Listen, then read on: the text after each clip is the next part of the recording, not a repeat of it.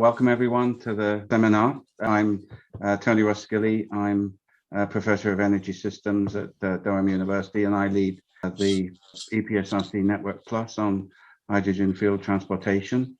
So this event is organized by the Network H2, and it's part of a series of webinars looking at different aspects of hydrogen research and development in the transportation sector.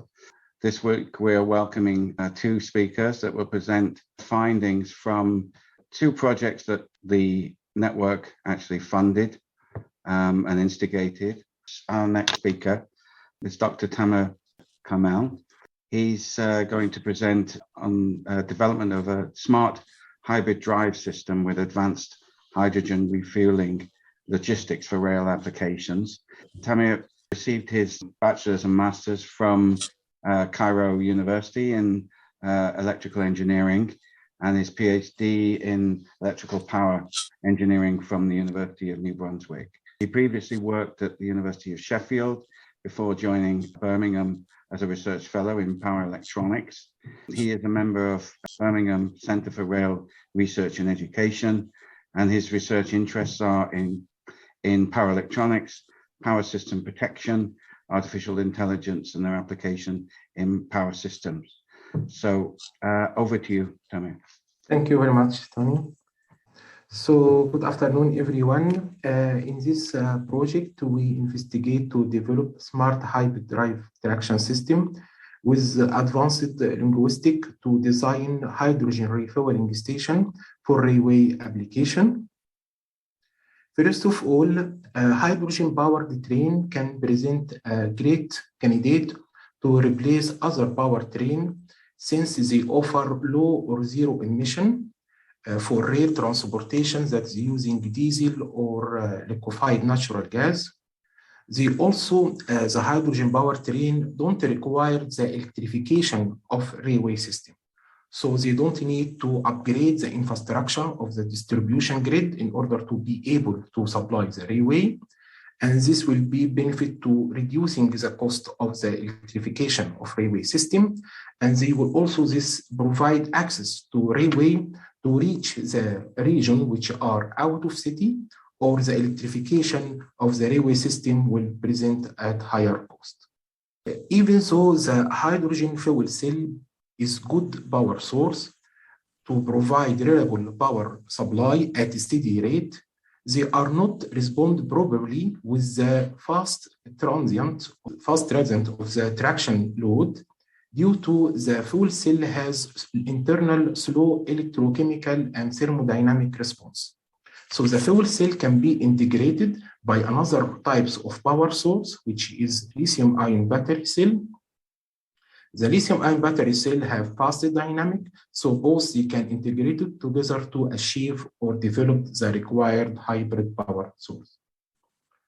On another hand, dual three-phase machine have several advantages over the typical three-phase machine that is already employed in the traction railway network. The dual three-phase machine have higher reliability. So it has two groups of three-phase winding. Each winding can be supplied independently from the other three-phase group. So fault-tolerant capability can be enabled in this machine. They also provide higher efficiency and higher power density with lower power losses and lower harmonic distortion. Therefore, in this project, we developed smart hybrid drive traction system supplied by fuel cell and lithium-ion battery to supply dual three-phase machine. First of all, we have a number of railway case studies which are chosen to be implemented in the proposed smart hybrid drive traction system. For each case study, we have the route and train data, which are introduced to a single train simulator software, which is developed by the BCRRE Research Lab at the University of Birmingham, in order to nominate the best case study to be applied in the proposed smart hybrid drive traction system based on predefined selection criteria. Then a sensitivity analysis is carried out to select the best site location for the hydrogen refueling station. Then equipment design is then investigated based on the required hydrogen demand come from the smart hybrid drive traction system, and also from the information given from the previous step of the site selection. Finally, optimization analysis is carried out to find the optimal design for the hydrogen refueling station based on the system component, the system positioning, and the connection between the component of the system. Eventually, the final optimal design is achieved. Starting with the route and the train data for each of the case study.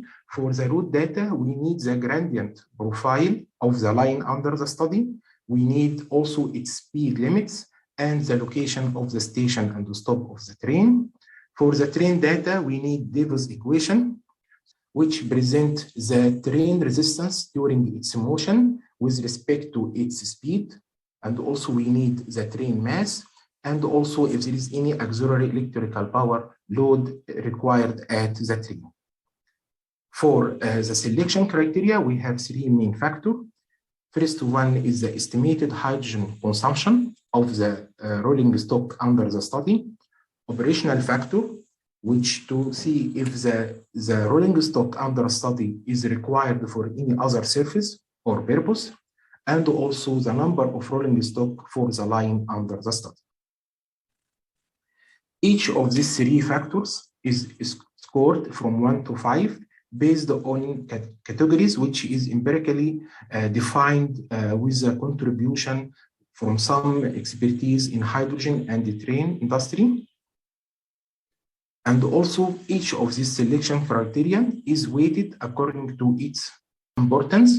So for example, the estimated hydrogen consumption is giving the highest weight, like to represent the highest importance for this factor. The second one is the operational factor, which have a second rank in importance. So the operational factor also produce some challenging to see if this train is required further hydrogen to be supplied to serve other purpose. And finally, the most important factor is the number of units in the line under the study. This factor defines the line reliability and redundancy. So this is a case study that is investigated in the project. The first one is Santa Earth to Santa Ives branch, then also Heart of Waltz line, Worley lines, and finally Flemish branch. So based on this scored and weight approach that we provided here in this slide, the one which provides the highest score is the Santa Earth to Santa Ives branch, and this branch will be then implemented in the smart hybrid drive traction system, which is implemented in this project using hardware in the loop platform. So regarding the hybrid drive traction system, this is the platform in the left, the schematic of the traction system implemented in hardware in the loop platform. And the smart management approach is illustrated in the flow chart in the right of the slide. So basically, the power sharing algorithm between the two power sources, the fuel cell and the battery cell, is governed by two main inputs. The motion of the train, the traction motion of the train, either accelerating, coasting, or decelerating, and also the state of charge of the battery. So assuming that the battery is discharging and the train is accelerating, therefore the fuel cell will support the train during its motion with its maximum rated speed of the fuel cell, and also the battery will also support the train during acceleration. However, if the train is deceleration and there is a regenerative power available during the deceleration of the train, the fuel cell power is set to 0, and the regenerative braking power is then used to charge the battery. During coasting, which means that the train is approximately operate at fixed speed with lower power consumption. So in this case, the fuel cell will be either support both the train and the battery if the state of charge of the battery is less than 90. But if the state of charge of the battery is greater than 90, then the fuel cell will just support the train. On another hand, if the battery is in charging mode, so during acceleration and coasting, the fuel cell will support the train with its maximum or rated power, and the battery is regulated to be charged by the difference of power between the fuel cell power and the traction demand. During deceleration, similarly, the fuel cell will set to 0, and the regenerative power will be then used to charge the battery. As the battery will be then moved to the discharging mode once its state of charge is greater than 90. Number of plots of the system performance is showing in this slide. So the first one on the top left showing the gradient profile of the line under the study. So basically, positive slope means that the train is moving up the hill, while negative slope showing that the train is moving downward. The second figure, IQ-ref, on the top right, is IQ-ref referred to the required traction power demand of the train. So basically, if the train is accelerating or moving upward, the power will be positive. However, if the train is decelerating or moving downward, the IQ-ref will be then negative. The figure on the left bottom showing the speed profile of the train across the several stop locations in the line. And the last figure is showing the torques of the system. The first torque, electromagnetic torque, which also refer to the power traction demand of the train. And TR, the second torque, is the resistance torque of the system, of the motor, which is dependent on the system gradient of the line.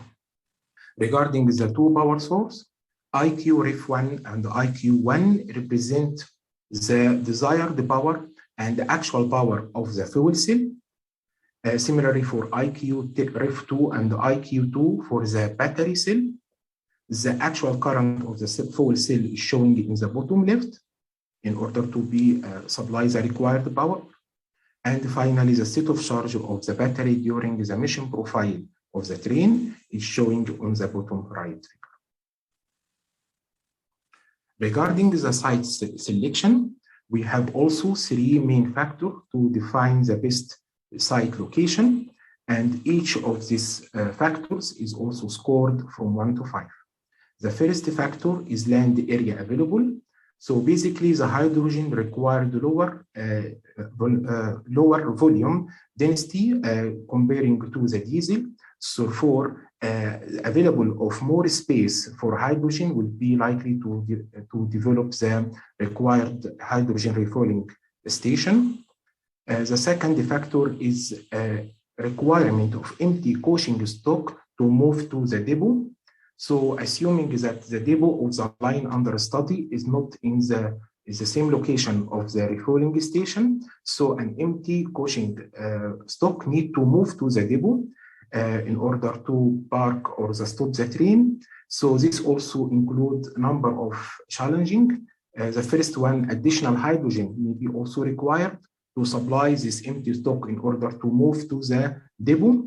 The second issue is that if this empty stock will interfere with other train during its trip to the depot, this will also increase the maintenance error, and also the safety could also reduced. The last factor is the requirement for serving other rolling stock, assuming that the site that we defined to develop the hydrogen refueling station is required also to serve other purpose. This also as a factor is also included here. And also all of these factors are weighted depending on its importance.